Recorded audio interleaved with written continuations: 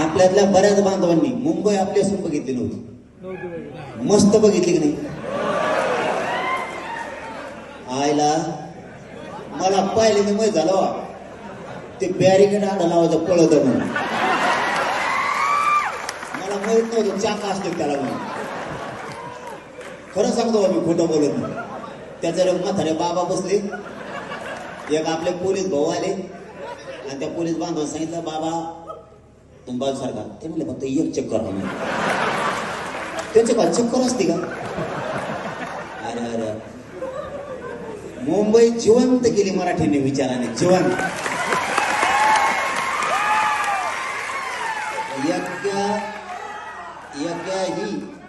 एकही माय माऊलीला त्रास दिला नाही माझ्या मराठ्यांनी. याला म्हणते संस्कार.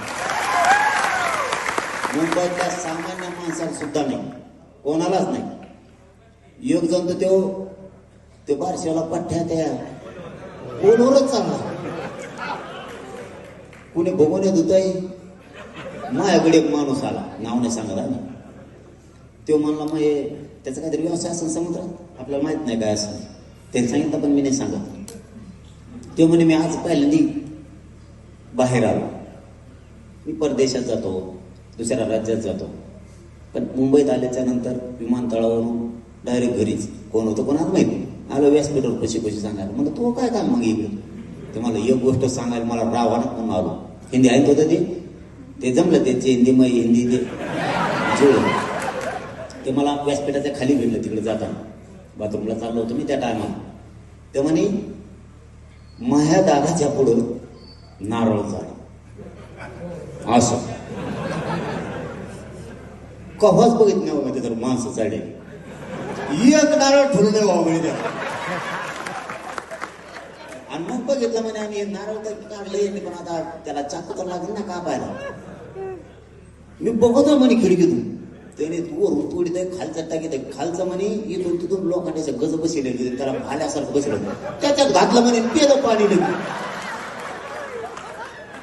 म्हणजे तेवढं सांगायला आलो म्हणे. तर मी एवढा आनंद झालो म्हणे त्या झाडावर चढणाच कसे. म्हणजे जे मुंबईला दोन गोष्टी माहित होत्या, नोकरीला जाणं आणि घरी येणं, त्यांना हे माहित झालं याच्याही पलीकडे एक जीवन आहे. त्या मुंबईतल्या काही बांधवाला बॅरिकेडला बांधल्या सोली लोक अडवण्यासाठी. झोका बांधायला पहिल्यांदाच बघितलं. याचा झोका बोलतो बाबा. दिल खुलास मुंबईला ठेवलं, आनंदी मुंबईला ठेवलं मराठ्याच्या पोराने. आणि आनंदीत वापस आहे. त्यांनी लय सेवा केल्या. म्हणून आपल्या राजाने आपल्यासाठी कुठं कुठं काय करून ठेवलं बघितलं पाहिजे. नुसतं ऐकून उपयोग नाही. एक दिवस आपल्या राजाच्या पाऊल पण आपल्या राजाचे पाय कुठं कुठं लागले, ती भूमी पवित्र झाली. आपल्या भावाच्या भेटी होत नाहीत. महत्वाचं सांगतो मुद्दा तुम्हाला. आपल्या बापापासून आपलं लेकरू जर दुरावलं, हरवलं आणि ते 20-25 वर्षाने त्या बापाला भेटावं, कटोळून मिठल मारून दोघं आनंदाने भेटते.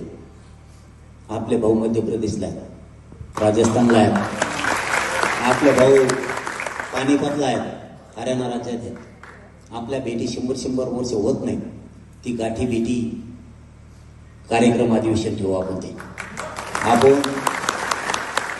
माय बापाला भेटल्यासारखं, बाप लेकाला, लेक बापाला, बहीण भावाला, मावशी काका चुलते एकमेकाला भेटल्यासारखे आपण राज्यातले मराठी एकमेकाला कडकडून एक दिवस मिठी मारू. हरियाणातल्या भावाला आपण बघू, हरियाणा आपल्याला बघल. महाराष्ट्रातल्या भावाला राजस्थानचा भाऊ बघल. मध्य प्रदेशच्या भावाला महाराष्ट्रातला भाऊ भेटल. गोव्यात मराठी, त्या मराठ्यांना दिल्लीत एकत्र जमू आपण सगळे. एक मोठा आपण आपल्या भावाचा आनंदाचा सोहळा. खूप मोठा गोतावळा येतो आपला. बिहारमध्ये येत आपण, उत्तर प्रदेशमध्ये येत, बेळगाव कर्नाटकला आहेत, आंध्र प्रदेश तेलंगणाला आहेत, तामिळनाडूला तंजावर सारख्या ठिकाणी मोठमोठाले शहर आपले बंगळुरू सारखे बसले आहेत. तिथं आहे आपण राज्यातल्या प्रत्येक भागात आपण मराठा समाज एकदा कुठंतरी देशाला माझा मराठा कळून दे. एकमेकाला भावांना आपण कडकडून मिठ्या मारू. 50-50, 100-100 वर्ष नाही भेटी होत आपल्या. कुठंतरी सणावाराला आपण कुठं नोकऱ्याला असलो तर आपल्या गावात यात्रा असली तर आपण नोकऱ्या सोडून यात्रेला यावं लागतं. काही गावात तसा नियम आहे. लग्नाला पाहुण्यारा वेळेस सगळे जमतेत, नसतात 10-5 वर्ष भेटी होत नाहीत. आता फोन येत म्हणून सोडून द्या. पण ही परिस्थिती आता कोणालाच माहित नाही. आपले सख्खे भाऊ येते सगळे जवळपास 28ला कमी भरणार नाहीत आपण. 28 करोडच्या आसपास येत आपण देशात क्षेत्रीय मराठी. एवढे नाही, फक्त दिसत नाही. आता जसे मराठी दिसले तसं दिसणं सुद्धा गरजेचं आहे. असं उपयोग नाही. आपल्या राजानं आपल्यासाठी कुठं कुठं काय करून ठेवलंय. आपल्या राजाने ध्वज पवित्र पुढं तेजस्वी फडकतोय कुठं ठेवलाय आपण प्रत्यक्षात बघितलं पाहिजे. जीवनातला एक दिवस आपल्या राजासाठी, आपल्या राजाच्या स्वराज्यासाठी, आपल्या भावासाठी, आपल्या मराठ्यासाठी एक दिवस.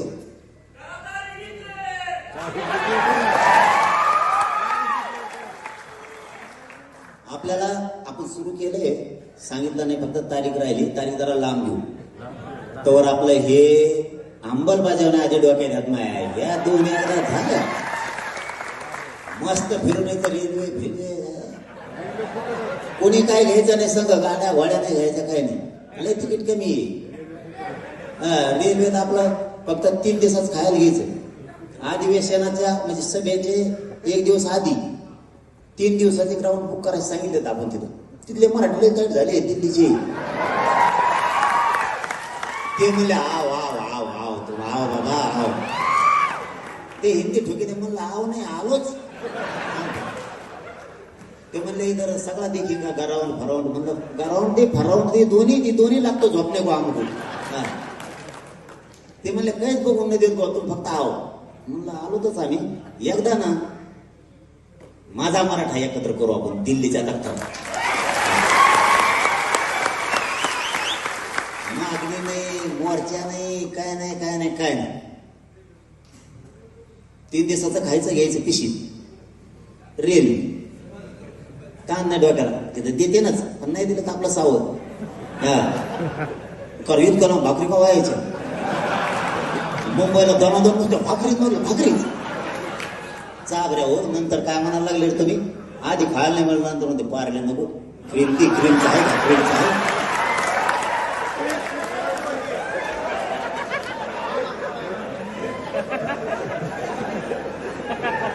तिकडं इतक्याला कोण भाकरी आहे ना आपल्याला. आपलं हरियाणा लय श्रीमंत मराठी आहेत बरं का. आपल्याला हरियाणाचे मराठी एवढं बी तुकणं लागणार इतके श्रीमंत आहे. त्यांना काय 80 किलोमीटर आहे दिल्ली.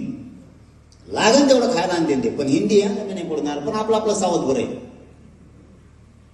आपलं सगळं घ्यायचं. 3 दिवसाचं ग्राउंड बुक करू. एक आपल्याला सभेला म्हणजे अधिवेशनाला,